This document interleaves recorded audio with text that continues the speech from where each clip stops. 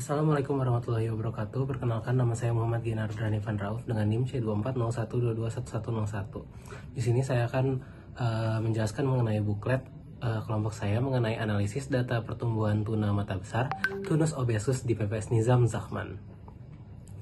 Untuk latar belakangnya, tuna mata besar merupakan ikan pelagis besar yang memiliki nilai ekonomi tinggi dan menjadi salah satu komoditas penting dalam perikanan tangkap serta wisata sport fishing.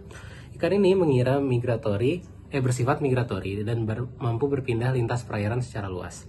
Sebaran utamanya di Indonesia banyak ditemukan di wilayah perairan barat, khususnya di antara Kepulauan Mentawai hingga Samudra Hindia. Di pelabuhan, di PPS Nizam Zahman, tuna mata besar menyumbang 9,7% dari total hasil tangkapan.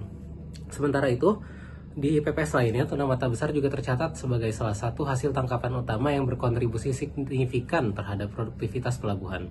Pertumbuhan ikan umumnya dinilai berdasarkan pengukuran panjang dan berat tubuhnya, karena kedua parameter ini mencerminkan perkembangan fisik individu. Hubungan antara panjang dan berat ikan dianalisis untuk mengetahui pola pertumbuhan di alam, apakah mengikuti pola isometrik atau alometrik.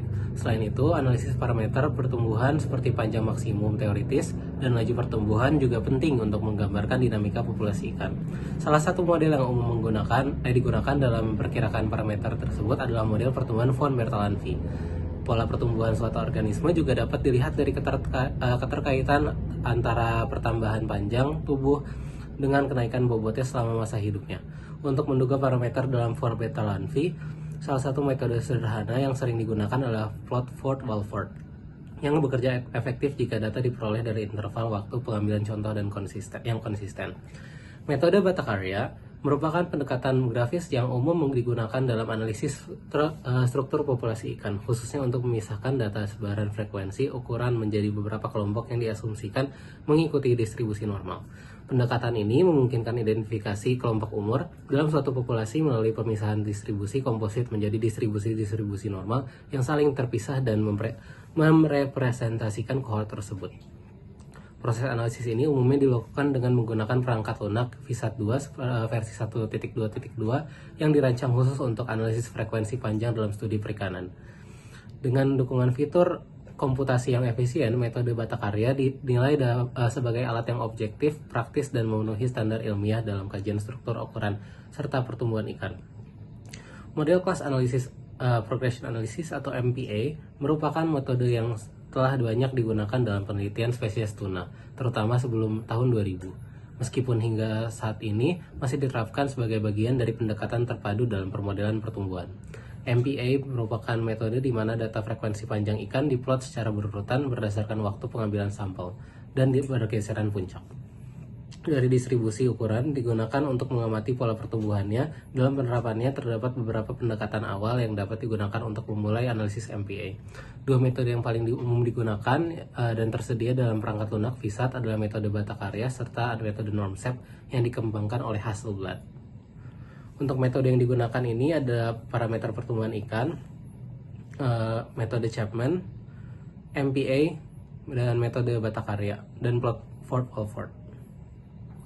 Untuk hasil yang didapatkan untuk metode Ford-Walford dan Chapman, di yang pertama itu dari tahun 2021 hingga 2025 didapatkan hasil pertumbuhan ikan tuna mata besar yang diperoleh menggunakan metode Ford-Walford dan Chapman. Dapat diketahui bahwa tahun 2021 laju pertumbuhannya ikan tuna mata besar sebesar minus 0,0068 dan ukuran panjang maksimumnya adalah 29,3730. Berbeda dengan penelitian yang dilakukan oleh Pulungan et al. Pada tahun 2022, hasil yang didapatkan oleh pertumbuhan ikan sebesar 0,68 dan ukuran panjang maksimumnya sebesar 60,9. Pada tahun 2022, laju pertumbuhan ikan tersebut sebesar 0,0095 dan ukuran panjang maksimumnya adalah 213,2096. Berbeda dengan penelitian dilakukan juga oleh Dwi Gita pada tahun 2023, hasil yang didapatkan laju pertumbuhan ikan sebesar 0,36 dan ukuran panjang maksimumnya yaitu sebesar 191 cm. Pada tahun 2023, laju pertumbuhan ikan sebesar 0,0027 dan ukuran panjang maksimumnya yaitu sebesar 395,3414. Berbeda juga dengan penelitian yang dilakukan oleh Burhanis pada tahun 2024 juga, hasil yang didapatkan laju pertumbuhan ikan sebesar 0,8 dan ukuran panjang maksimumnya yaitu sebesar 97,65.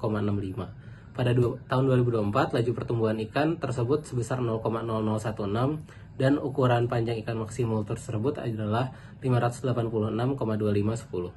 Pada tahun 2025, laju pertumbuhan ikan tersebut sebesar 0,0008 dan ukuran panjang maksimumnya adalah 966,0649. Berbeda dari hasil analisis dan studi literatur, dapat terjadi karena perbedaan lokasi tangkapan, perbedaan spesies atau populasi lokal, metode analisis, kondisi lingkungan, serta struktur umur dan ukuran sampel ikan yang digunakan.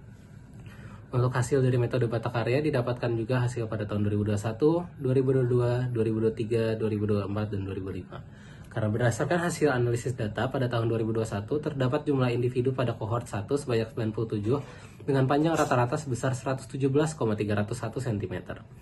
Pada tahun 2022 terdapat jumlah individu pada kohort 1 sebanyak 81 dengan panjang rata-rata sebesar 134,763 cm. Dan pada tahun 2023 terdapat jumlah individu pada kohort 1 sebanyak 93 dengan panjang rata-rata sebesar 190,196. Pada tahun 2024 terdapat jumlah individu pada kohort 1 sebanyak 93 dengan panjang rata-rata sebesar 130,751. Dan pada tahun 2025 terdapat jumlah individu pada kohort satunya sebanyak 83 dengan panjang rata-rata sebesar 126,094. Terdapat fluktuasi rata-rata individu pada kohort 1 dari tahun ke tahun dengan peningkatan yang signifikan pada tahun 2023 yaitu 190,196 cm. Namun diikuti dengan penurunan yang pada tahun 2024 dan 2025. Fluktuasi ini bisa dipengaruhi oleh berbagai faktor, seperti perubahan pola rekrutmen, tekanan penangkapan, dan kondisi lingkungan. Hal ini sejalan dengan penelitian Dwi Gita et al. Pada tahun 2022 yang menghasilkan panjang asimptotik sebesar 191 cm, memberikan gambaran tentang ukuran maksimal yang dapat dicapai oleh individu dalam kondisi optimal.